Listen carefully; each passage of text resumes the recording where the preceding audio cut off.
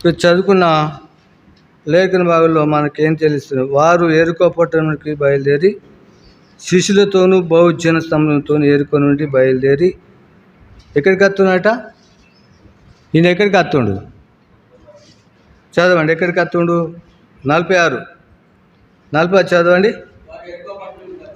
వారు ఎరుకో పట్టణంకి వచ్చి చూడు, ఆయన తన శిష్యులతోనూ బహుజన సమూహంతో ఎరుకో నుండి బయలుదేరి ఎక్కడికి వస్తున్నాడు? ఎరుకో నుండి బయలుదేరినాడు. ఎక్కడికి వస్తుండు?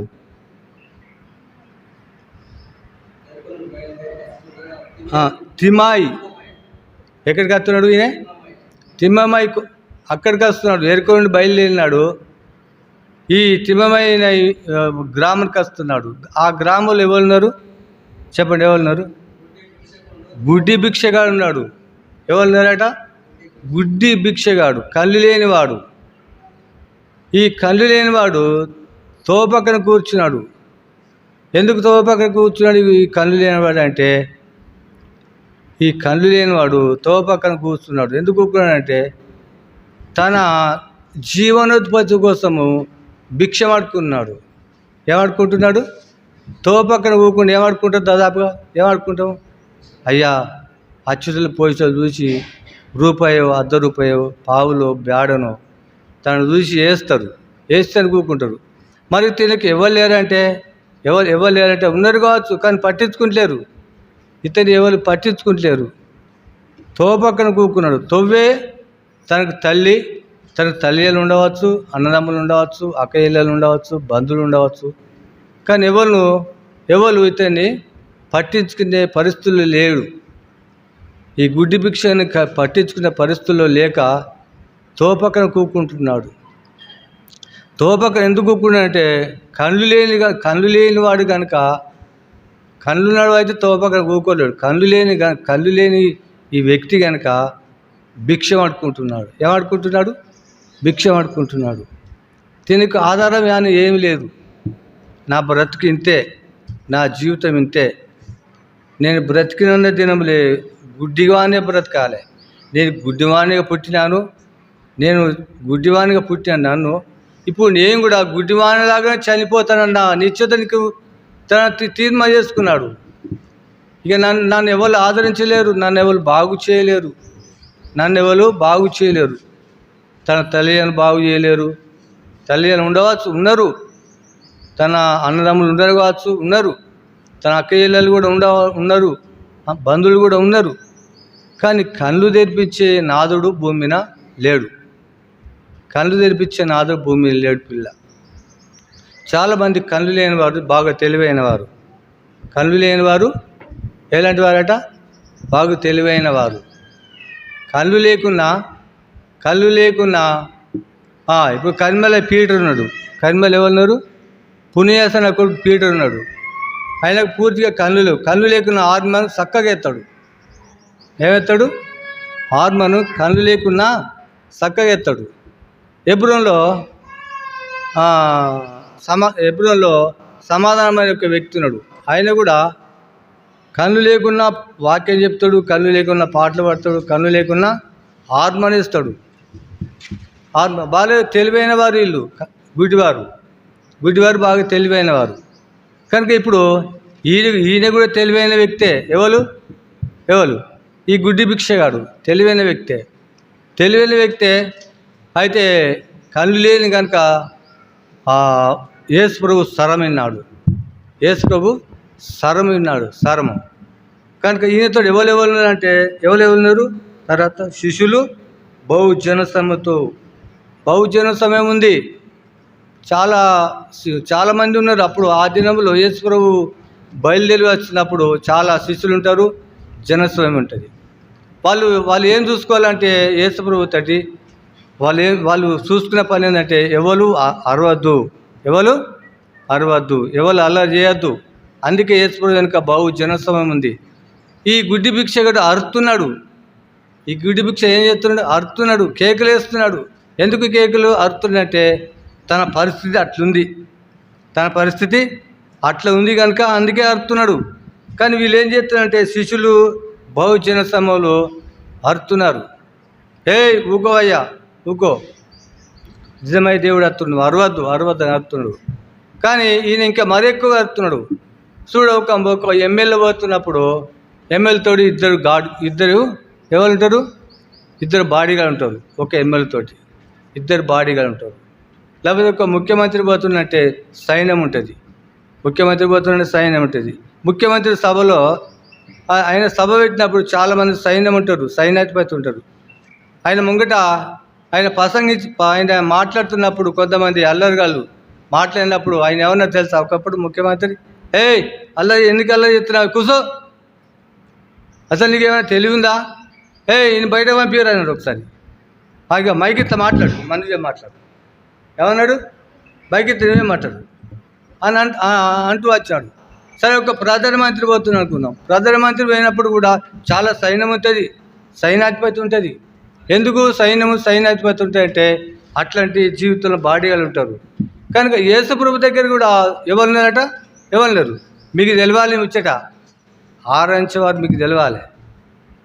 సైన్యం ఉంది, తర్వాత మొట్టమొదటి ఎవరు ఉన్నారు? శిష్యులు ఉన్నారు. తర్వాత ఎవరు ఉన్నారు? చదవండి, ఎవరు ఉన్నారు? బహుజన సమయం ఉంది. వాళ్ళు ఏం చూసుకోవాలి? వాళ్ళ బాధ్యత ఏంటంటే ఏడుతున్నవన్నీ ఊకుంచాలి. ఏడుతున్నవని ఏం చేయాలి? ఊకుంచాలి. లేకపోతే అల్లరి చేస్తున్నామని ఏం చేయాలి? ఊకుంచాలి. వాళ్ళ పని అది. కానీ యేసు ప్రభు వచ్చేటప్పుడు వీళ్ళు ఈ గుడ్డిబడి ఏం చేస్తున్నాడు? కేకలేస్తున్నాడు. కేకలు వేసినప్పుడు అందుకే అంటుండే, ఏం చేసిన అతన్ని గద్దించిన ఊకుండా అంటే ఊకోలే. ఏం చేస్తున్నాడు? మళ్ళా ఏం చేస్తున్నాడు? మరెక్కువగా కేకలేస్తున్నాడు. ఆయన అనుకున్నాడు, గుడ్డి భిక్షగాడు, నాకే ఆధారం లేదు, నేను పుట్టింది గుడ్డివాని లేకనే. ప్రపంచం అనేది తెలియదు, ప్రపంచం ఎట్లుంటుందో ఒక సంగతి తెలియదు అతనికి. ఎవరు తెలియదు? ఈ గుడ్డి భిక్షగానికి తెలియదు, ప్రపంచం తెలియదు. ప్రపంచంలో మనుషులు ఎట్లా ఉన్న సంగతి కూడా గుడ్డి భిక్షగానికి తెలియదు. పిల్ల ఎట్లున్నప్పుడు తెలియదు. ఆ తెలియని పరిస్థితుల్లో యేసు ప్రభు రాని వచ్చాడు. ఎక్కడికి వచ్చాడు? ఆ గుడ్డి భిక్ష తోపక్కడి రాని వచ్చాడు. వచ్చినప్పుడు ఈ గుడ్డి భిక్షగాడు విన్నాడు. చెవులు వినటానికి మంచిగా ఉన్నాడు, కానీ మనోనేత్రములు వెలిగింపవాలే పిల్లల. గుడ్డివాడుగా పుట్టినాడు. ఈ గుడ్డివాడు ఎన్ని సంవత్సరాలు అయిందో ఈ గుడ్డివానికి, ఎన్ని ఏళ్ళు ఉన్నాయో తెలియదు పిల్ల. ఈయనకి 30 ఏళ్ళు ఉన్నాయో, 40 ఏళ్ళు ఉన్నాయో, 60 ఏళ్ళు ఉన్నాయో తెలియదు. కొంతమందికి బైబిల్లో కొంతమంది ఉన్నారు. 12 ఏళ్ళ రక్తస్రావం గల స్త్రీ ఉంది. 12 ఏళ్ళ రక్తస్రావం గల స్త్రీ ఉంది. ఆమె 12 ఏళ్ళ బాధపడుతూ వచ్చాది. ఇంకో వ్యక్తి ఉంది, నడు వంగిపోయి 18 ఏళ్ళ నుండి నడు వంగిపోయిన స్త్రీ ఉంది. అది కానీ ఈ వ్యక్తి ఎన్ని ఏళ్ళు ఉన్నాయి కానీ వయసు రాలే. వ్యక్తికి ఎన్ని ఏళ్ళు ఉన్నాయి, వయసు రాలే. ఇంకొక వ్యక్తి ఉన్నాడు, 38 సంవత్సరాల్లో బ్రెసత్ అనే కోనే దగ్గర పడి ఉన్న వ్యక్తి ఉన్నాడు. ఎన్ని సంవత్సరాలట? 38 సంవత్సరాలు. ఈ స్త్రీకి 18 సంవత్సరాలు నడు వంగిపోయిన స్త్రీ ఉంది. కనుక ఈ వ్యక్తికి అయితే ఎన్ని సంవత్సరంలో పుట్టింది కానీ వయసు మాత్రం రాలే. కనుక మన జీవితంలో కూడా ఈ గుడ్డివాడు పుట్టి బ్రతుకు నిరాశపడుతూ వచ్చాడు. నా బ్రతికింతే, నా జీవితం ఇంతే, నేను తొవ్వలో కూకుండి అడుక్కొని తినాలి. ఏం చేయాలి? అడుక్కొని తినాలి. కొంతమంది తల్లిదండ్రులు ఉంటారు, కోట్లు సంపాదిస్తారు. కొంతమంది తల్లిదండ్రులు ఏం సంపాదిస్తారు? కోట్లు సంపాదిస్తారు. ఈనాడు పిల్లలు చూడండి, తల్లిదండ్రులు ఎక్కడ పెడుతున్నారు? అనాది లేకపోతే ఆశ్రయంలో పెడుతున్నారు పిల్ల. ఈ వ్యక్తిని ఎక్కడ పెట్టినారు? తోపక్కన పెట్టినారు ఈ వ్యక్తిని. అరే, నువ్వు ఏమన్నా చేసుకోరా బాయ్, నీ బ్రతికింతే. తల్లిదండ్రులకి విరక్తి ఏంది? ఇది తల్లిదండ్రులకి ఈ గుడ్డి భిక్ష మీద ఏంది? విరక్తి ఏంది? ఇగో నువ్వు అడుక్కునే పని ఇదే. నువ్వు అడుక్కొని ఏం చేస్తావో, తినవో నువ్వు అడుక్కొని తినాలి. తను అక్కడ పెడుతూ వచ్చిన సమయంలో యేసు ప్రభు ఎక్కడికి వచ్చాడట? యేసు ప్రభు రానే వచ్చాడు. ఎక్కడికి వచ్చాడు? చెప్పండి, ఎక్కడికి వచ్చాడు? తిమాయి కుమారుడైన భర్తమయ్య గుడ్డి భిక్షగాని దగ్గర ఆ తొవ్వలో కూర్చున్నాడట. ఎవరు? గుడ్డి భిక్షగాడు. 47 47 చదవండి. విని దావీదు కుమారుడు యేసు నన్ను కరుణించమని కేకలు వేయడం మొదలుపెట్టినాడు. ఏం చేస్తున్నాడు? కేకలు వేసినాడు.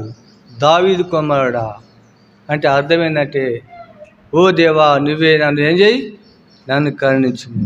భూమి మీద ఎవ్వరు నన్ను కరుణించేవారు లేరు. భూమి మీద నన్ను ఎవరు కరుణించేవారు లేరు ప్రభా. దావీదు కుమారుడా యేసు నన్ను కరుణించమని కేకలు వేయడం మొదలుపెట్టినాడు. కనుక కేకలు వేసినాడు. కేకలు వేసి ఏం చేస్తాడు? కేకలు వేసినాడు. అందుకే దావీదు కుమారుడు యేసు నన్ను కరుణించమని కేకలు మొదలుపెట్టు. ఊరకుండమని అనేకులు వారిని ఏం చేసినారు? గద్దించినారు. గద్దించినమంటుడు దావీదు కుమారుడా నన్ను కరుణించమని మరెక్కువగా కేకలు వేసి. 49 దావీదు కుమారుడా నన్ను కరుణించమని మరెక్కువ కేకలు వేసినాడు. ఎంత గద్దించినారో ఆ గద్దెంపుకు బదులు మరెక్కువ ఏం చేస్తున్నాడు? కేకలు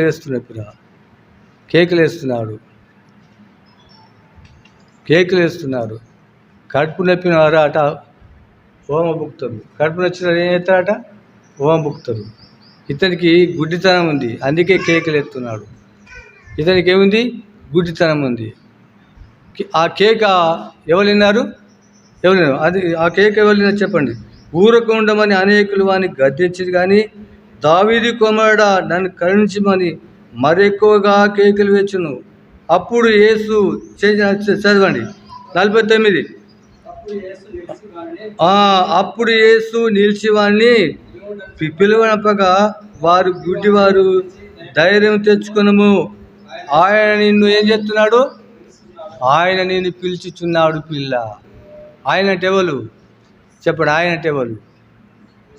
యేసుప్రభు, సృష్టికర్త దేవుడు. చూడు, ఆయన నిన్ను ఏం చేస్తున్నాడు?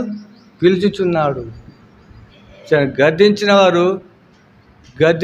ఈ వ్యక్తులు అదే నోరుతో మళ్ళీ ఏం చేస్తున్నారు చెప్పండి? ఏం చేస్తున్నారు? గద్దించినారు వాళ్ళు. ఊకో అని గద్దించిన నోరు మళ్ళీ ఏం చేస్తుంది? ఆయన నిన్ను పిలుస్తున్నాడు పిల్ల. చూడండి పిల్ల. ఆయన ఎందుకు పిలిచినాడు? ఈయన స్వరము ఎవరు విన్నారు? సృష్టికర్త దేవుడు విన్నాడు. ఎవరి స్వరము? గుడ్డి భిక్షగైన స్వరము సృష్టికర్త దేవుడు విన్నాడు. కనుక నీ స్వరం కూడా ఇప్పుడు వినాలి. ఏం చేయాలి? నీ స్వరం ఏం చేయాలి? దేవుడు వినాలి పిల్ల. ఏం స్వరము? మనం ఇప్పుడు దేనికి వచ్చినాము? దేనికి వచ్చినాం మనము? ఆరెంజ్కి వచ్చిన పిల్ల. నీ స్వరమిని దేవుడు ఆగిపోవాలి. నా బిడ్డ ఎంత ఉచ్చరింప సఖ్యం మూలులతో ఏం చేస్తున్నది? ఉచ్చరింప సఖ్యములతో మూలులతో ప్రభు నన్ను గణపరుస్తున్నది. కనుక మన చేతుల్లోని ఆరాధన దేవుడు ఏం చేయాలి? వినాలి. కొంతమంది ఆరాధన దేవుడు అంగీకరించడు. కొంతమంది దేవుడు ఆరాధన ఏం చేయడు? అంగీకరించడు. కనుక ఇప్పుడు దేవుని ఆరాధన వినాలని దేవుడు కోరుతుంటాడు. గుడ్డి భిక్షగని స్వరం విన్నాడు. గుడ్డి భిక్షని స్వరం ఎవరు విన్నారు?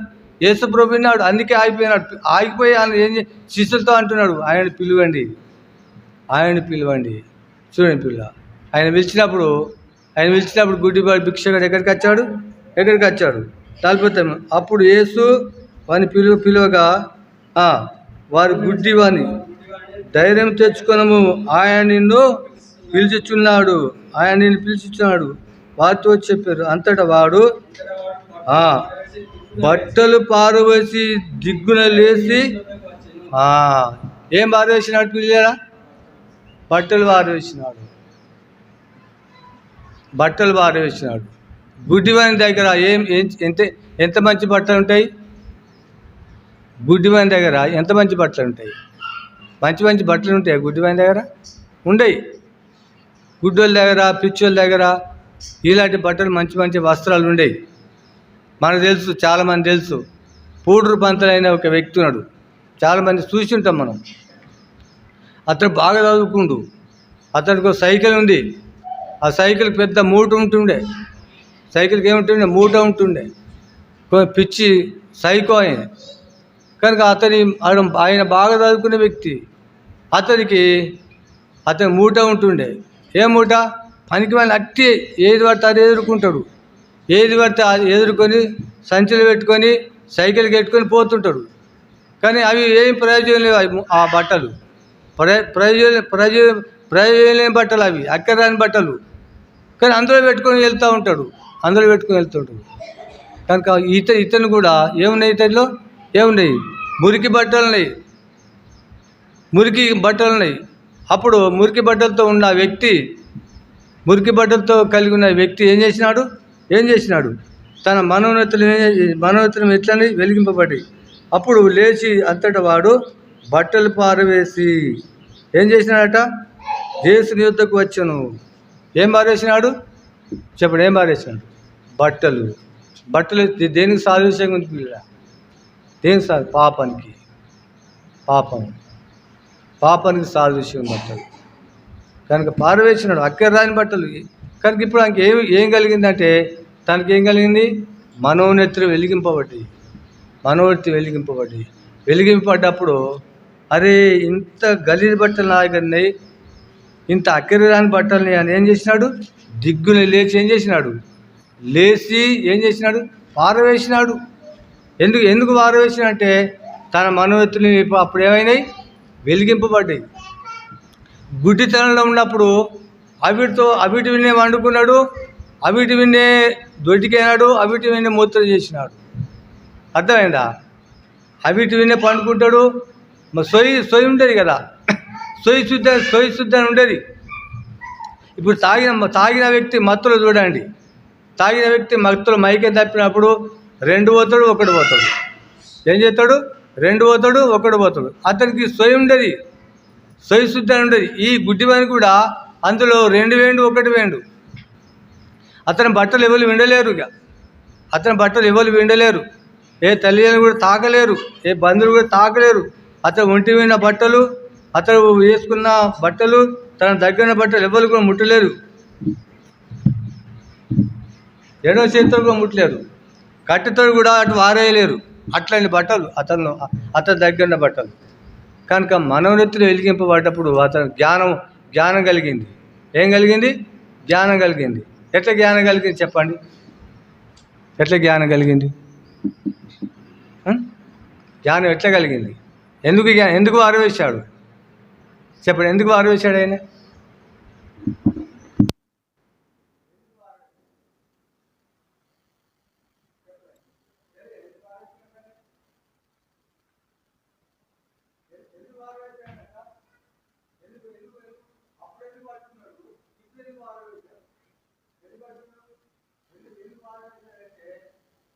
మనోనేత్రం ఏమైనాయి?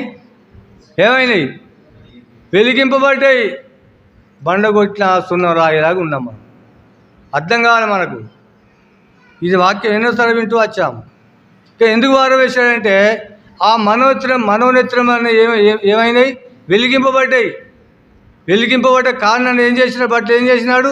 ఇచ్చి ఇంత గలీజ్ బట్టలు లాగానే పారవేసిన పిల్ల. మనం కూడా ఒకప్పుడు ప్రభుని అంగీకరించక మునుపు మన జీవితంలో కూడా మురికి లాంటి బట్టలు ఉన్నాయి. ఏం బట్టలు ఉన్నాయి? మురికి లాంటి బట్టలు ఉన్నాయి. అక్కరాని బట్టలు ఉన్నాయి. ఎవరికి ప్రయోజనం లేని బట్టలు ఉన్నాయి. ఎప్పుడైతే ప్రభుని అంగీకరించినామో, పారవేసినామో, నా జీవితంలో నేను ప్రభుని అంగీకరించక మునుపు నా జీవితంలో ఎన్నో మురికి బట్టలు ఉన్నాయి. నేను చెప్పడానికి కూడా నేను చెప్పడాలని కూడా నాకు సిగ్గు అనిపిస్తుంది. నేను చెప్పాలని కూడా నాకు సిగ్గు అనిపిస్తుంది. అప్పుడు నేను ప్రభుని అంగీకరించక మునుపు బహుభయంకరని నేను బహుభయంకర జీవితంలో జీవించినాను. ఏమన్నా చేయాలన్నా కూడా, ఏమన్నా చేయాలన్నా కూడా బహుభయంకర జీవితమే.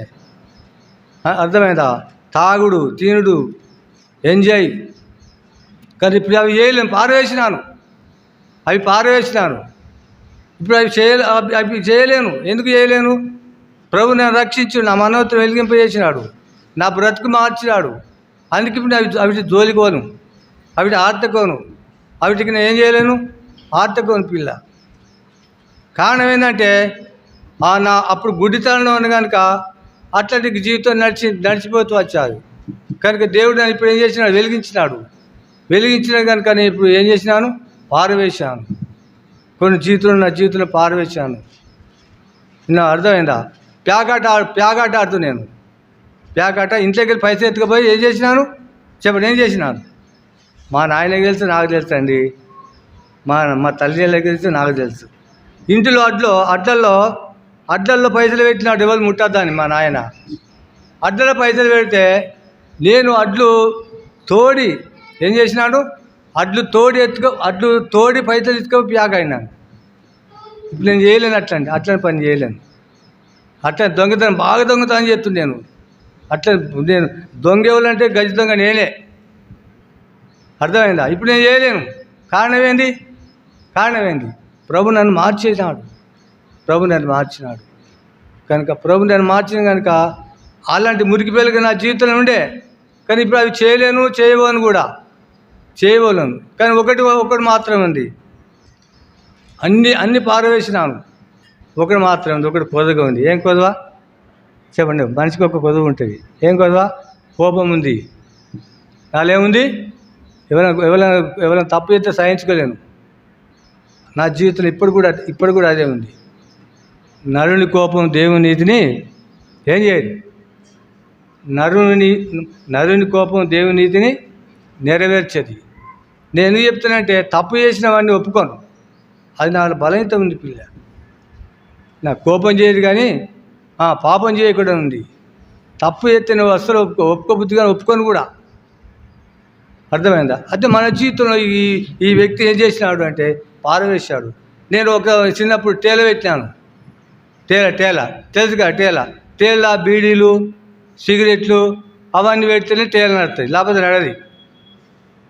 చాలామంది అన్నారు, అరే బీడీ సిగరెట్ పెట్టురా భయ్, పెడితేనే బీడీ పెట్టు, సిగరెట్లు పెట్టు, ఆకు కూడా కట్టు. ఆకులు కూడా కట్టు అన్నారు. నేను చెప్పినాను, నేను బీడీ పెట్టా, సిగరెట్ పెట్టా, ఆకులు కట్టా. ఏదైనా వస్తే తినేటి అగ్గిపెట్టెలు ఇట్లాంటివి పెడతా. అట్లాంటివి పెడితే నడవలే, తీసి పారేసిన. కనుక మన జీవితంలో దేన్ని కూడా ముట్టుకోకూడదు. అపవిత్రతో మన దేన్ని కూడా కలిగి ఉండకూడదు. ఇప్పుడు నాకు చేయలేను. కారణం ఏంటంటే ఏమి వెలిగింపబడ్డాయి? మనోనేత్రములు వెలిగింపబడ్డాయి. కనుక పారవేసినాను. ఇప్పుడు మా నాయన అడగండి, నా సంగతి చెప్తాడు. మా నాయన అడగండి, వాడు ప్రభు నమ్మకం ముందు ఎంత భయంకరుడో చెప్తాడు. ఇప్పుడు వాడు చేయడు. ఇప్పుడు వాడు చేయడు. ఇప్పుడు ఏమన్నా అంటే మా తమ్ముడిని అంటాడు, వాడికి తాగుతాడు అంటాడు. కానీ ఇప్పుడు నేను తాగా కనుక వాడు తాగాడు అంటాడు. కనుక మన జీవితంలో మారాలి. మనం ఏం చేయాలి? మనం మారాలి. మన బ్రతుకు మారాలి, మన జీవితం మారాలి, మన వైఖరి మారాలి, మన ప్రవర్తన మారాలి. అందుకే మన ప్రభుని గణపరచాలి. మనం మారపోతే మనం బతకలేం. కనుక ఈ వ్యక్తి అయితే ఏం చేసినాడు? బట్టలు పారవేసినాడు. ఎందుకు పారవేసినా అంటే ఆయన మనోనేత్రం వెలిగింపబడ్డాయి, అందుకే పారవేసినాడు. తర్వాత దిగ్గున లేచి యేసునద్దకు వచ్చి, తర్వాత ఇక్కడ ఏం చేసాము? 51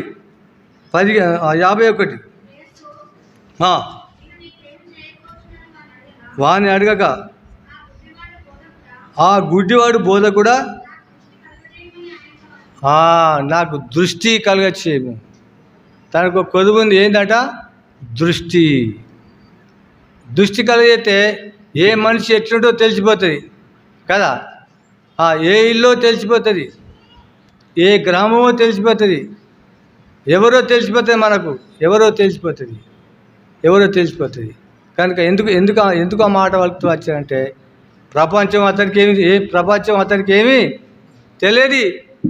ప్రపంచం గుడ్డిగా ఉందా, తెల్లగా ఉందా, నల్లగా ఉందా, ఎర్రగా ఉందా సంగతి అతడి గుడ్డికి ఏది తెలియదు. కనుక ఎప్పుడు తెలిసిందంటే ఈ మనోనేత్రములు వెలిగింపబడ్డప్పుడు ఏం చేసినాడు? తెలుసుకున్నాడు. కనుక మనం కూడా మన బట్టలు పారవేసినాం. మన బట్టలు బట్టలు అంటే మారు మనసు. మారుమచ్చు పొందిన ఫలం. ఒకప్పుడు ప్రభుని అంగీకరించినప్పుడు పాపంలో జీవించినాం, అంధకారంలో జీవించినాం, అవి పారవేసినాం. అందుకే ప్రభుని గణపరచాలి. కనుక ఈ గుడ్డివాడైతే లేచి నడిచి గంతులు వేసినాడు. ఇక చేసినట్టయితే గుడ్డి బోధ కూడా నాకేం కలిగాయి, దృష్టి కలగజేయమని అతనితో చెప్పిన. అందుకు యేసు, నీవు వెళ్ళుము, నీ శ్వాసము నిన్ను స్వస్థపరచునని. ఏంటనే వాడు ఏం చేసినాడు? ఆయన అంటే ఎవరు? యేసు ప్రభు వెంట వెళ్తూ వచ్చాడు. ఆయన అంటే యేసు ప్రభు వెంట వెళ్తూ వచ్చాడు. కనుక యేసు ప్రభువును మనము వెంబడించిన వారిగా ఉండాలి, యేసు ప్రభు మనము ఘనపరిచిన వారిగా ఉండాలని ప్రభు కోరుతున్నాడు. కనుక మన జీవితంలో కూడా మనం కూడా ఆయన సన్నిధికి వచ్చిన మనము ఆయన ఘనపరచాలి. కనుక ఆయన సన్నిధికి వచ్చిన మనము ఆయన మయపరచాలి. ఈ గుడ్డి భిక్షగాడు అయితే, ఈ గుడ్డి వ్యక్తి అయితే తను ఏం చేసినాడు? ఆయన చూపు పొంది ఏం చేసినాడు? వెంట వెళ్తూ వచ్చాడు. మనం కూడా ప్రభుని వెంబడించాలి, మన ప్రభుని గణపరచాలి, ప్రభువును మయపరచాలని ప్రభు కోరుతున్నాడు. ప్రభువును మనం మయపరిచిన వారు ఉన్నట్టయితే నిజంగా మనం ఎంతో ధన్యులం. కనుక మన జీవితంలో కూడా మనం కూడా ఒకప్పుడు గుడ్డివాళ్ళగా జీవించినాం. ఎవరి వారు జీవించినాం? గుడ్డివాళ్ళగా జీవించినాం. ఈ గుడ్డివాడైతే తన బ్రతుకు ఎవరు మార్చలే, తన జీవితం ఎవరు కూడా మార్చలే, తన నడక ఎవరు మార్చలే, యేసు ప్రభువే మార్చినాడు. చూడండి, ఈ కొంతమందికి ఆదరణ లేక బ్రతుకుతున్నారు. చూడండి, యేసు ప్రభువే అతను ఏం చేసినాడు? బాగు చేసినాడు. నాకు తెలిసిన ఆనందం ఉన్నాడు. పేన 2-3 ఏళ్ళ కింద తనకు నడుము కూడా పాపం పడిపోయి నడలేని పరిస్థితిలో ఉన్నాడు. కొత్త సంవత్సరం ఇక్కడికి వచ్చినాము. ఆ తుర్క జిల్లా కాడికి అయినాక తనకు నడరాలే. అక్కడ కూలవాడు ఉన్నాడు. అంటే ఏం కోల్పోయినాయనే? నా బ్రతుకు ఇంతే, నా జీవితం ఇంతే అని కోల్పోతూ వచ్చాను. నేను బయటకు ఆనే ఉన్నాడు. ఏంది ఆనందం అంటే, నేను నడలేని పరిస్థితులు ఉన్నాను. తనను రెక్క పట్టుకుపోయి తీసుకుపోయి ఇంటిలో కూకుని పెట్టి నేను వెళ్ళిపోతూ వచ్చాను. తన బాధ తనకు తెలుసు, తన జీవితం తనకు తెలుసు, ఈ గుడ్డి భిక్షగను జీవితం తనకు తెలుసు. అందుకే ప్రభు ఏం చేసినాడు? తనను గణపరిచి వచ్చాడు. అందుకే బట్టలు పారవేసి వచ్చాడు. బట్టలు అంటే ఏం బట్టలు? పాపమైన బట్టలు పారవేసి వచ్చాడు. కనుక మన జీవితంలో కూడా మనం ఒకప్పుడు ప్రభు నేక మునుపు మన పాపంతో శాపంతో జీవిస్తున్న మనల్ని మన మనోవృత్తిని దేవుడు వెలిగింపజేసినాడు. మన మనోవృత్తిని ఏం చేసినాడు? దేవుడు వెలిగింపజేసినాడు. అందుకే ప్రభుని ఏం చేయాలి? మనము నీకు చేసిన మేలు బట్టి దేవుని ఏం చేయాలి? నువ్వు గణపరిచి హెచ్చించి పూజించాలి. ఈ గుడ్డి భిక్షగాడైతే బట్టలు పారవేసి సూపు పొంది ఎక్కడికి వచ్చాడు? చదవండి అన్న ఆ మాట. ఎవరంటే వెళ్తూ వచ్చాడో దిగ్గున లేచి చూపు పొంది ఎక్కడికి వెళ్ళినాడు?